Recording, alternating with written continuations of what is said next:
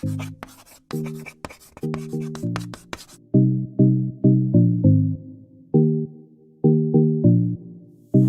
children, welcome back to your SST class.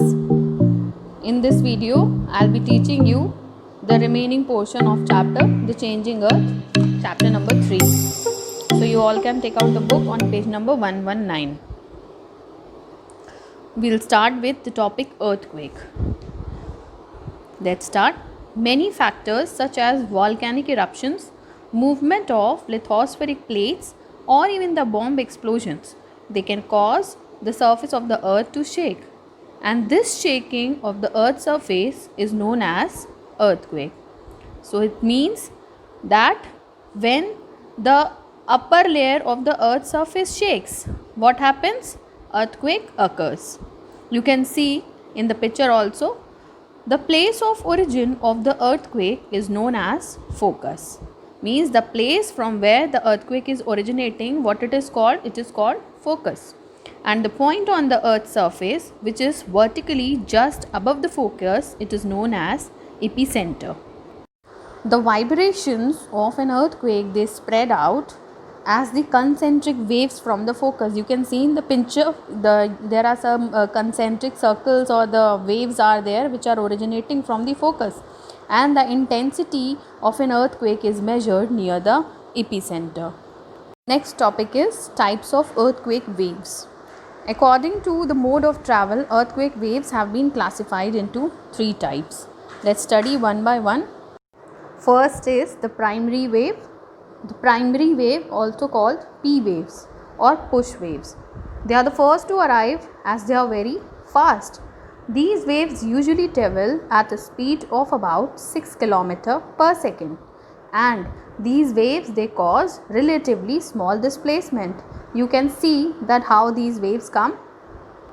P waves are generally too subtle to be felt by the humans, although seismograph will easily pick them up. Next wave is secondary wave.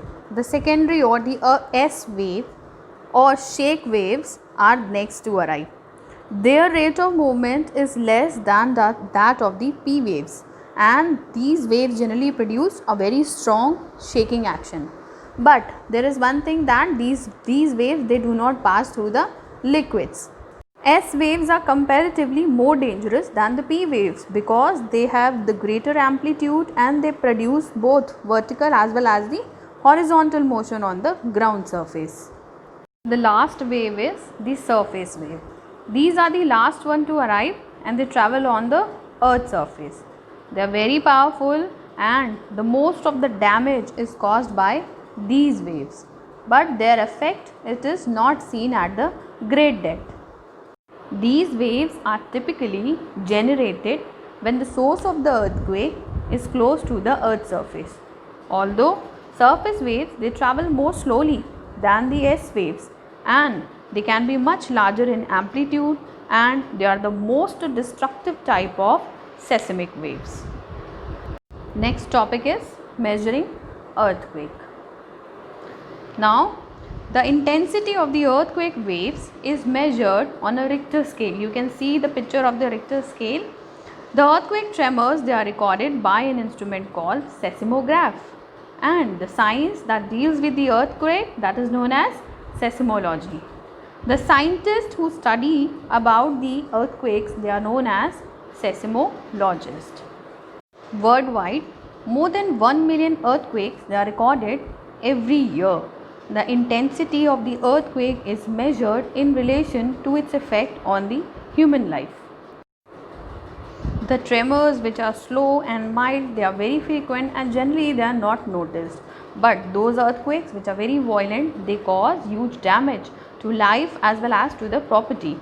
They can be also in the form of landslides in hilly areas, cracks in the earthquakes, bursting of river dams, blocking of rivers, and raising of the lowering of sea floors or the coastal region.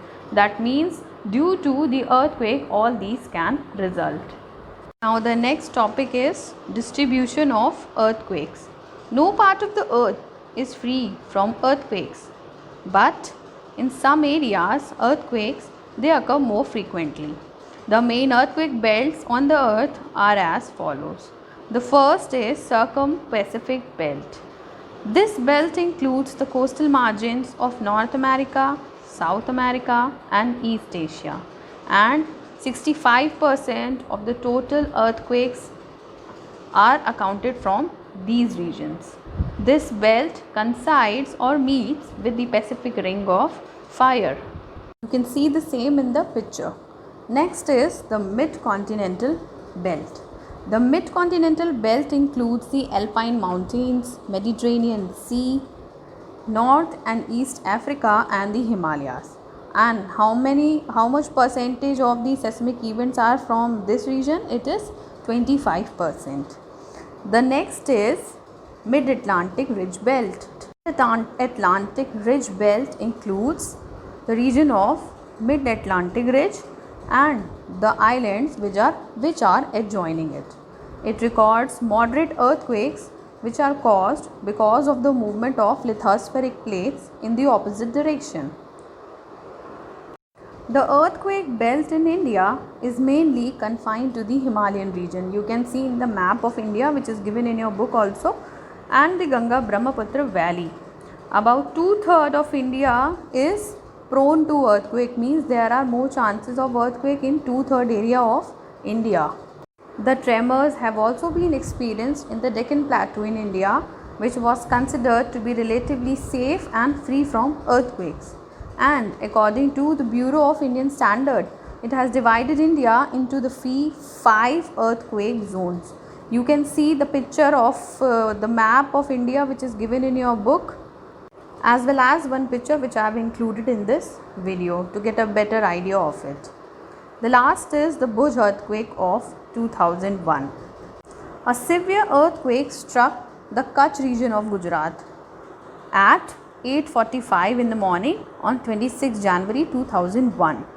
This earthquake lasted for about a minute, and because of this earthquake many high-rise buildings they collapsed, communication lines, power lines, they all got disrupted. Even the transportation system was disturbed, and many of the houses, the buildings were converted into the debris.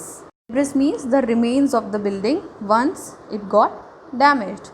The epicenter of this earthquake was near the town of Bhuj, and the intensity which was measured on the Richter scale, it was 8.1. About 50,000 people they were killed and 5 lakh they were adversely affected, means it resulted in a large quantity of destruction. The sea floor spreading of the Indian Ocean also spread at the rate of 5 centimeter per year, and there was a gradual northward movement of the Indian plate, means the faults, the breakage which they also reactivated below in the Kutch region. And children, with this we come to an end of the chapter. I hope you all have understood the chapter.